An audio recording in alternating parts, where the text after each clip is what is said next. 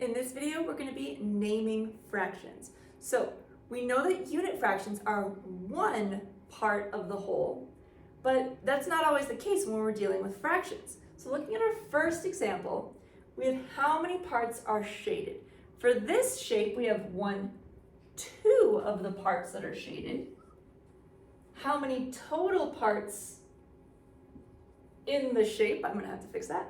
How many total parts in the shape? There's 1, 2, 3, 4 total parts. So that means this fraction is going to be 2/4. 2 shaded from a total of 4. So 2 is my numerator. Those are the parts I'm looking at. 4 is our denominator. That's how many parts there are in the whole shape. A few more examples.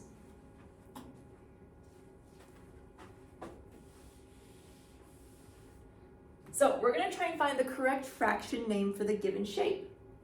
So here I have 2 parts, so I know that 2 is going to be my denominator. That's how many total parts I have. And then I have 1 of them shaded, so I have 1/2. 4/4, 2/2, 1/2. C matches the fraction that we wrote. This next one's kind of tricky.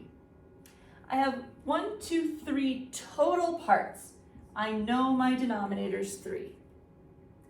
But then I have 1, 2, 3 parts that are shaded. So I'm looking at 3 parts. That's 3 of 3 parts. I'm looking at all the parts. So we could say this is 1 whole, or we could call it 3/3. It's a weird one, but it's something that we can see in math. One final example. I have 1, 2, 3, 4 parts. I know what my denominator is going to be. I have 1 of those parts shaded, so I'm focused on my numerator of 1. So 1/4. 4/4, no. 3/4, no. 1/4, yes. This is important to remember, especially when you get into time. A quarter is the same as a fourth. Okay? If we have 4/4, it equals 1 whole. 4/4, $1. Stick that in your head because you're going to see quarters and fourths, and they mean the same thing. Something just to remember.